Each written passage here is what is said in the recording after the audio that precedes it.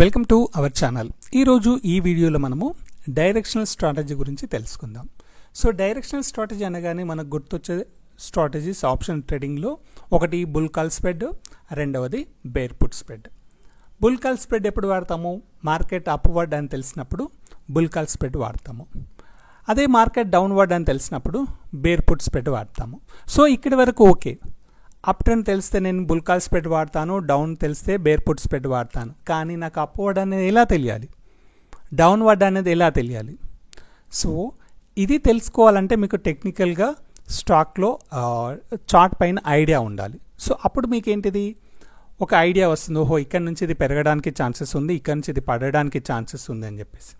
లేదా కొన్ని ఇండికేటర్స్ ఉంటాయి, లైక్ మీకు పైవుడ్ పాయింట్సే కావచ్చు, లేదా సూపర్ ట్రెండే కావచ్చు, మూవింగ్ యావరేజే కావచ్చు. ఇలాంటి ఇండికేటర్స్ను యూజ్ చేసుకొని కూడా మీరు డైరెక్షన్ వైజ్గా తెలుసుకోవచ్చు. లేదా ఇప్పుడు పైవుడ్ పాయింట్స్లో సపోర్ట్లు, రెసిస్టెన్స్లు తెలుసుకొని ఆ సపోర్ట్కి వచ్చిన తర్వాత మార్కెట్ అప్ సైడ్ వెళ్తుందేమో అని మనం bull call spread, down wide వెళ్తుందేమో అని బేర్ పుట్ స్ప్రెడ్ వాడుకోవచ్చు. అంటే మనకు కంపల్సరీగా ఒక ఐడియా ఉంటేనే, అంటే డైరెక్షన్ వైజ్ తెలిస్తేనే మనము ఈ స్ట్రాటజీస్ని ఇంప్లిమెంటేషన్ చేసుకోవచ్చు. స్ట్రాటజీస్ని తెలిసినంత మాత్రాన కాదు, డైరెక్షన్ కూడా మనకి ఐడియా ఉండాలి. సో ఇప్పుడు ఇదే స్ట్రాటజీని మన ఆటోమేషన్లో మనం ఎప్పటి నుంచో వాడుతున్న టైం స్ట్రాటజీలోకి తీసుకొస్తున్నాను. సో మన టైం స్ట్రాటజీ ఇప్పుడు మీరు ఏదైతే చార్ట్లో చూస్తున్నారో ఇది ఫస్ట్ 5 minutes యొక్క హై లో బ్రేక్ చేస్తే ట్రేడ్ చేసే పద్ధతి.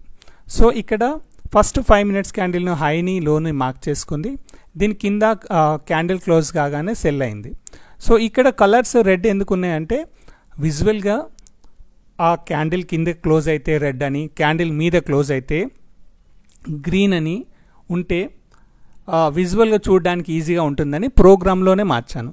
ఏదైతే వైట్ ఉంటుందో సో ఇక్కడి వరకు డైరెక్షన్, అంటే ఇక్కడ వరకు ఇంకా సైడ్ వేసే ఉందని అర్థం. సో ఇక్కడ చూడండి, ఇక్కడ నుంచి ఇక్కడ వరకు ఫస్ట్ 5 minutes క్యాండిల్ యొక్క లోన్ కానీ హైని కానీ క్లోజ్ కాలేదు, లోపలికి వెళ్ళొచ్చింది తప్ప క్లోజ్ కాలేదు. సో ఇక్కడ అయింది అంటే ఇది నాన్ డైరెక్షనల్. వైట్ ఉంటే నాన్ డైరెక్షనల్ అంటే ట్రేడ్ ఇంకా తీసుకోలేదని దాని మీనింగ్. సో నేను చార్ట్ ఓపెన్ చేయగానే నాకు కనబడిపోతుంది, ఓహో ఇంకా ట్రేడ్ రాలేదు, సైడ్ వేస్ రన్ అవుతుంది. సో సైడ్ వేస్ రన్ అయితే మనం ట్రేడ్ తీసుకోవాల్సిన అవసరం లేదు. ఎప్పుడైతే డైరెక్షన్ వైజ్గా డౌన్ అయిందో ఆటోమేటిక్గా ఇక్కడ పుట్ సెల్ తీసుకుంటుంది. అంటే ఎక్కువ ప్రీమియాన్ని బై చేస్తుంది, తక్కువ ఉన్న ప్రీమియాన్ని సెల్ చేస్తుంది. సో దీనివల్ల నాకు ఇన్వెస్ట్మెంట్ కూడా తగ్గుతుంది. మ్యాక్సిమం 70,000లోనే నేను ఈ option by with option cell వేసుకోవచ్చు. అంటే తక్కువ ఇన్వెస్ట్మెంట్లో నేను ట్రేడ్ తీసుకోవడానికి ఛాన్సెస్ ఉంటుంది. సో రిటర్న్ వైజ్గా కూడా మనకి డైరెక్షన్ తెలిసినప్పుడు వచ్చే ప్రాఫిట్ కాస్త ఎక్కువగా ఉంటుంది. అంటే ఇది ఆటోమేషన్లోనే జరిగింది. సో స్ట్రాటజీ అక్కడ ఇంప్లిమెంటేషన్ చేశాం కాబట్టి ఆ స్ట్రాటజీ ప్రకారంగా ఈ ట్రేడ్ జరిగింది.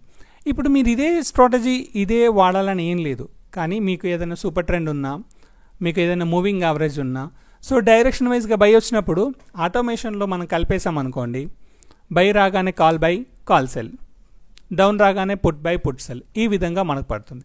అంటే డైరెక్షన్ తెలుసుకోవడం కోసం మీకున్న స్ట్రాటజీని, మీకున్న ఇండికేటర్స్ని మనము కస్టమైజ్ చేసేసి ఆటోమేషన్ చేసిస్తాం. సో దీనివల్ల మీ స్ట్రాటజీ పైనే bull call spread, bear put spread వేసుకోవచ్చు. ఎందుకంటే మీరు ఆ ఐడియాను నమ్ముతారు.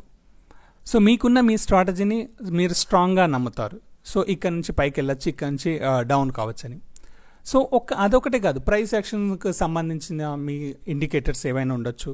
లేదా నాకు ఎక్కడైతే బుల్లిష్ ఎంగిల్ఫింగ్ వస్తుందో నాకు అక్కడ మాత్రమే బుల్ కాల్ స్ప్రెడ్ పడాలి, బేరిష్ ఎంగిల్ఫింగ్ వస్తే నాకు అక్కడ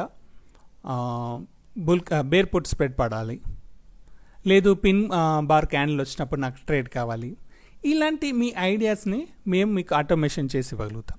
సో డైరెక్షన్ తెలిసినప్పుడు మీరు డైరెక్షన్ స్ట్రాటజీస్ తీసుకుంటే మీకు రిటర్న్స్ పెరుగుతాయి. సో తక్కువ ఇన్వెస్ట్మెంట్లో మనము బెస్ట్ రిటర్న్స్ తీసుకోవాలంటే డైరెక్షనల్ స్ట్రాటజీని మనం ఖచ్చితంగా ఇంప్లిమెంటేషన్ చేయాలి. అప్పుడే మనకున్న ఆప్షన్స్ ట్రేడింగ్లో ప్రాఫిట్ రేషియోలు పెరుగుతూ ఉంటాయి. సో ఇది డైరెక్షనల్ స్ట్రాటజీకి సంబంధించిన ఇన్ఫర్మేషన్. Thank you.